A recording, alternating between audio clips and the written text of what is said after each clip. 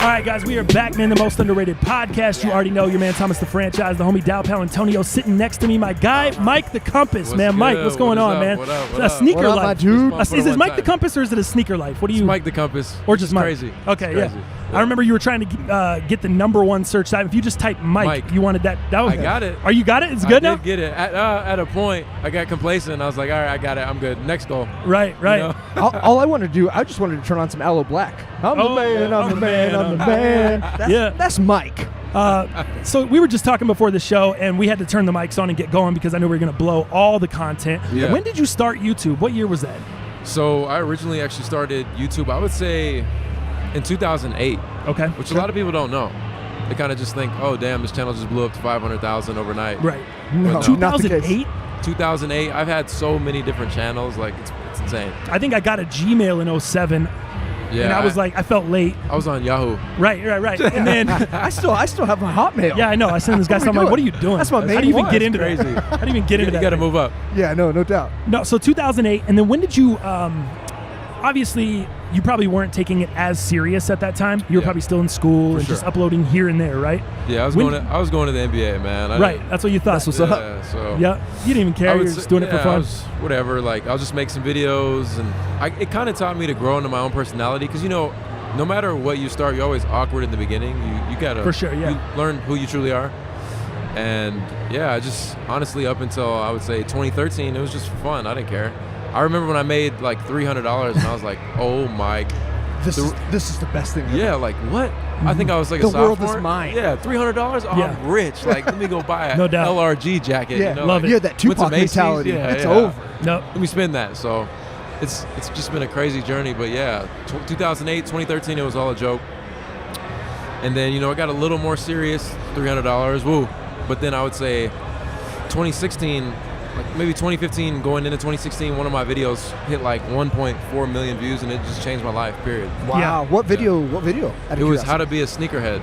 Oh, okay, yeah, That's yeah. crazy. Yeah. And then I know you were talking about. I've seen you talk about certain videos where it's like, man, this thing hit 1 million, and I got clipped for copyright. I ain't even getting paid for it. All my videos that have 1 million now, all hit with copyright. Yep, same on my channel, dude. I started I started dropping sneaker reviews probably in 2016. Like Yeah. I said, I wish I would have started in 2012. I'd sure. be a lot better off. But I started dropping sneaker reviews and vlogs. It was vlogs and sneaker reviews, same kind of thing. And it just wasn't really popping off the way I wanted. And the market had gotten so saturated. Yeah. So the fact that you were able to get in early, hit that, but now you're getting clipped for copyright, but you're making enough off the other videos and stuff, Sure. obviously, Brand to sustain. deals. And Yeah. brand deals. Okay. For sure, brand deals are number one. That's what I was going to say. Is it more YouTube or is it more brand deals Brand and deals. sponsorships? Instagram Yes. makes more money, period. How does that work? How do people make money on Instagram? Are you getting hit up by sponsorships, yeah, or is it so- the follower count? It's definitely follower count. It's engagement. Okay. Brands Okay. are learning. A lot of people like to fake engagement. Yeah. And I'll just break this down. So let's say we have a girl who has 1 million followers. I'll just compare it to me for fun. Let's say Puma decides, okay, do we want to go with Mike or do we want to go with this girl who has 1 million followers? She gets 50,000 likes, but all her comments just say, can you cuss on this podcast? Am I good for Oh, that? hell yeah. Hell yeah. So We do our thing. she's like, damn, she got a nice ass. That's all the comments. Yeah. Sure. But then you go with me and you got, oh, damn, those Pumas are fire. Where do I get those? Oh, look at those Pumas. What size you wear? Yo, the color is fire. So do you want, she has a post shouting out Puma, but it's just like, oh, your ass is hot? Or do you want engagement towards the product? What's going to be worth more? So brands are realizing, okay, people don't need to have crazy followings. They just need to have engagement. Loyal. You need to build a cult. Yep. You need, because when you start out, 50% of the people are going to love you. Another 50% are going to hate you. So you got to cater to that 50%. Yep. And that's it. Like, I'm just learning that now. I went through my ups and downs, but you just got to build that cult. That's the exact same thing we noticed with our podcast, dude. So check it out. We built this channel up doing sneaker reviews and all this shit, right? Yeah. Well, then I came from a radio background. I went to school for radio. That's awesome. I've hosted a sports talk show in a major market in Denver. Denver's a top 20 market. Radio is what I want to do. Yeah. That's my thing. That's what I enjoy. The vlog stuff, the camera stuff. Hosting a TV show is cool, but radio is what I really enjoy. It allows me to be free, allows me to talk about what I want to talk about and get things off my chest. And I'm very direct, so I think people appreciate that. For sure. We've noticed an incredible drop, dude. 22,000 subscribers, getting tens of thousands of views every video. All of a sudden, we're dropping. We're getting 1,600 views, 1,000 views, 800 views, 1,500 views, 2,000 views. Really, really jumping back and forth with just the podcast. Yeah. So now we know who's really, really rocking with us because they like us, and who is rocking with us because they liked the product and they were getting something from it. You know what I mean? You want people that are loyal to you and loyal to what you do. That's how you're going to be able to sell merch. That's how you're going to be able to get these people to rock with you on a level to where you can get a brand deal or make money because they're loyal. And that's not to say you're not going to get sponsorships with a ton of people, because you will. But eventually that's going to dry up. It's going to fade out. Because there's not any authenticity behind it, right? And I see so many YouTube channels popping like that right now, and it's just to the fact where I don't want to be that. And I think you struggled with that, and that's why I kind of relate to you, and that's why I want to sit down here, because I've seen your struggle throughout the journey. I've seen you go from being really high to being really low to not knowing what you want to do, not knowing, struggling with content. And that's why I really rock with your channel, because it's authentic to a point where I can see all that. Now, you're not like Teddy where you put everything out there. No. Like, Ted pretty much just puts everything out there. He doesn't care. Exactly. So you're not to that point, but it's authentic enough to where I can see the authenticity through the bullshit, and it keeps me engaged. There's just a lot of channels that aren't like that. So I appreciate that about your channel, and being real and being able to see the journey. It takes a lot of balls to do that, because there's risk involved, right? Because of what you lose, monetization, money from that. And when this is your career, I think you said it perfectly, man. I got other streams of revenue. Okay, let me just be clear about this, okay? YouTube money is never promised money. Exactly. Let's be real. That's just right? And the saturation. Cool, I made this much. Yeah, no doubt, no doubt, awesome. right? So what was the sneaker? What was the model that got you in the game? It's funny because my first show was actually here in Denver. It was the Dunk Exchange. Oh, yeah, for sure. Yeah. And I was selling sneakers. This is when I was like doing like reselling like crazy. Okay. What year did that start? 2013. Okay. So yeah, I think I was a junior or senior in high school. And I was like, damn, like you really make money. Like I made $750 that day. I'm kind of going off the topic, but it's still good. No, sure. Around, right? Yeah. So I made like $750, and I'm like, bro, this is more money than I've ever seen. Like cash. It's back to that YouTube thing. $300, $750. Exactly. Man, what is this just world? Keeps going. Like, is this a real thing? Like I can actually make money off this. Versus before, everybody's like, oh, why are you doing YouTube? It ain't gonna get nowhere. But anyway, I bought some Band 1s, dead stock. $750. First off, it was the first money I ever got. I spent it immediately. Yeah, for sure. Stupid. I'm rich. Okay, now I'm poor. I was sick to my stomach. Totally. I went up to the dude. I'm like, yo, man. I try to make up like excuse to my mom so that I can't spend this. Dude was like, all right, well, I'll be right back. Went to the booth. He just dipped, left me hanging, which wasn't a big deal. Right. Yeah. And so, yeah, I was sick about that. But it was the Jordan Band 1, and I think the shoe that really gave me that like hustle and ambition was the Yeezy 2. A dude was wearing them at my table, and I'm like, yo, how much were those? And he's like, man, I paid like 4 racks for these. And I'm like, $4,000? Right. Like, yeah. Bro, what? Who's this guy at the table with you is the question I have. I don't even know. Who's this guy? I haven't seen him. I'm surprised he doesn't come to these events, but I'm like, what? You done lost your mind. I'm never going to be able to afford that. Right. And then, you know, like, I have 2 pairs of those. I got the whole set. 2 pairs, doubled up. So it's just one of those things where like you just constantly hustle and you get it, you keep it moving. So yeah, the Yeezy 2. I just had a whole story behind it, but yeah. Sure. Are you still going to all the sneaker cons? No. So you're not partnership with them? Were you at one time? No. Okay, so you were never partnered. You were just going to promote your brand and get your YouTube channel popping? Yeah, I was going because I was younger and free travel. Like, why wouldn't you? I got to go to London. I got to go to Berlin. Like, I would never be able to do that. So, wait, what do you mean got to? These were Yeah, so they pay for you to go to the event. Okay, that's what I meant by partnered, I guess. Like, there was no contract involved. But it was just they were saying, hey, we'll pay for you to come here. Come here, promote. You show up. Okay. You get to sell your merch. It's a done deal. That's okay. That's sick. That's sick. Yeah. Right. It's a great gig. Honestly, it was. So now you're just over it, kind of. You're like, been there, done it, seen it all. What's the point? It's like the same boat. Like I've had this conversation with Teddy. I'm sure if you asked him the same question, like we had him on the show. Same answer. You know, like his was more along the lines of he didn't like how they did things, dog. Yeah. He was kind of. I think the impression that I got from Ted was it was like he wasn't able to fully benefit off of. I don't know if it was his merch. Or it was something that he didn't feel like they were doing enough for him, which I don't like speaking on anyone's behalf, but I hang out with him enough. For him, it's like, yo, I like to stay in the nicest of the nice. Yes. Yeah, he does. Give that to me. There's no secret to that with like hotels. Easily he could commend, he could post, hey, I'm going to be here. He's going to sell so many tickets. There's just a lot of little things that he didn't get, and I agree with it. Right. And at the end of the day, initially it was cool for a brand to send me a pair of sneakers. That was amazing. But now it's like I have 2 cars, I have a house, I got people to pay to employees. No doubt. So it's more than that, and that's the same boat that he's in.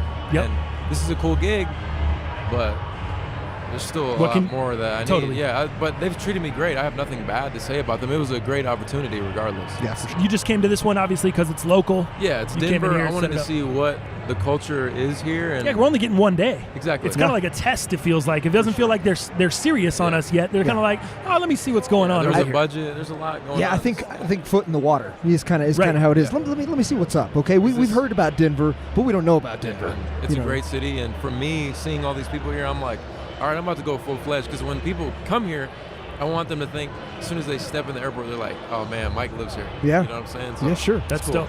So your channel, how many channels do you have now? 2. You got the SneakerLife and then the Mike channel, right? Yeah. The vlog channel. That's it. Yep. Did you have more than that at one point? Oh man, I've had so many. I was going to say, I felt like there was some more stuff going on. I was just spreading myself some gaming and some, I think much. everyone was trying to do that because everyone was like panicking. Oh shit, YouTube's dying. I need to make money. Oh, Fortnite's popping. Let me do that. Oh, Supreme boxes are popping. Oh, let me buy Supreme. Right. Yeah. I went through a whole period of like. I think everybody does. Yeah. Dog. I think everybody's trying to do. Make it. Yeah, everyone's trying to do the most. Let's be real. Exactly. And I think that's what we realized is we still want to grow the channel and do some sneaker reviews and shit here, but I don't want that to be the reason you come to my shit is, oh, I just want to see the newest, typest, latest, greatest thing. You know what I mean? I want you to come here because you like the opinion. You like what we're doing. We're adding some value to you. Yeah. The podcast talks a little bit of sports, a little pop culture, we're both in relationships, as are you. Yeah. So talks a lot of life. Like, man, me and my girl are going through it this morning. She did it, and we're able to, and I'm like, Dad, why did you react like that? We're able to bring it back, dissect why we reacted the way we did, maybe Real say life how we can things, do shit different. Yeah. My lady hates me pretty much. I sleep on the couch more than I ever have in my entire life, but I do it for the cast. You know what I mean? Right. You talked a little bit about podcasting and eventually maybe getting that going. Yeah. You're going to have a co-host? It would just be something on your own? Do you have any direction or anything? Or is it still too infancy? It's going to be, I'm laying in my bed talking. Yeah. With the headset on. With the headset on, like laying down. I want it to be like the real followers. Like, that's what I can do. Dude, we can relate. Talk about. Jacob Starr, everybody. What up? Everybody. But yeah, like, if I had a bad day and there's just something I want to talk about, if gas prices are too high, listen in. Yeah. I'm not here. This is what I hate. When I go, I don't really do live streams anymore. I used to do them all the time. Yes. The reason I don't do them is because everybody wants to ask me about sneakers. Yeah. And yes, stay in your lane. Sneakers, whatever it makes you, I learned you got to stay in that lane until you can really grow out of it. Yep. But I don't want to tell you my new favorite sneaker out. Like, I have every live stream. Totally. I've been through a lot of shit. Like, I can teach you some things. Like, I've learned some things myself that I'd love for someone to have taught me at a certain age. Like, I just did a credit card video. This helped out so many people that, you know, like, that's a huge deal. And that's way bigger than sneakers, you know? Sneakers is just like scratching the surface. Sure. Yep. It's a great start, you know. It's a great segment to get you out there, to get people to see you. Networking. But like I said, man, authenticity. I think you hit it spot on, man. I got a quick question. Yeah. Who do you got?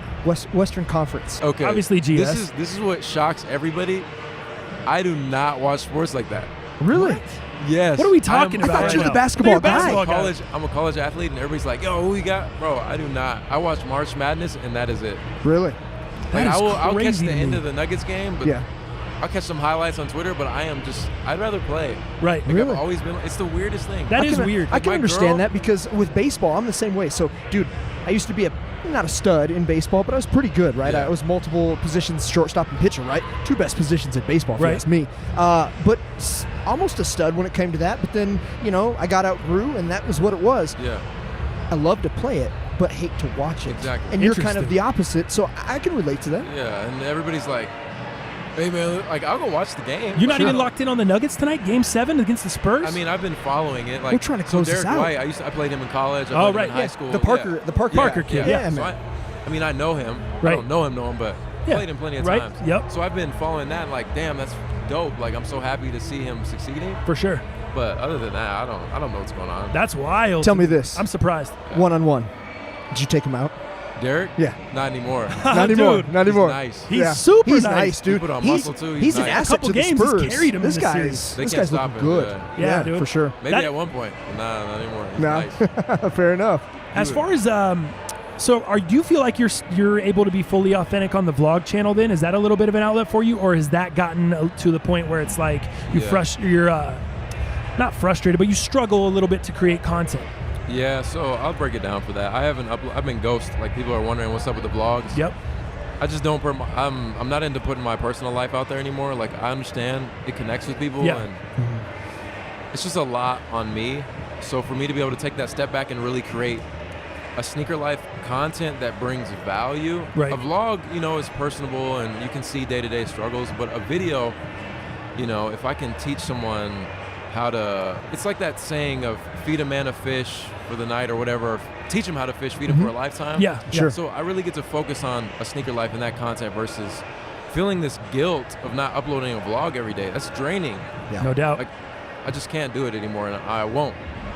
Well, you're in a position too where you're able to. You've done this full time for a while. Yeah. You know what it's like to have freedom. Yeah. We're in a situation where we still work 9 to 5s, Yeah. and which oftentimes is a lot more than 9 to 5, and it's hard because we want to do this full time. Yeah. But we don't want to do shit just to do it full time either. Yeah. I don't want to create a hype beast channel just so I can do this full time and then be unhappy in Burnt a out. year or 8 months where I'm like, all right, now I'm able to do this full time, but I'm like annoyed with the content. I'm Yeah. annoyed with everything. I just don't want to get to that point because I've seen that side of it too. We want to take constructive criticism and listen to people. I don't want to tell everyone to fuck off, sure. but sometimes you have to in a certain arena. Yeah. You can't listen to everything, but you can't tell everybody fuck off either. It's such a balance, and Well, yeah. I struggled to find that balance initially, and I think now we're in a good spot. Yeah. But how long did it take you to find that balance?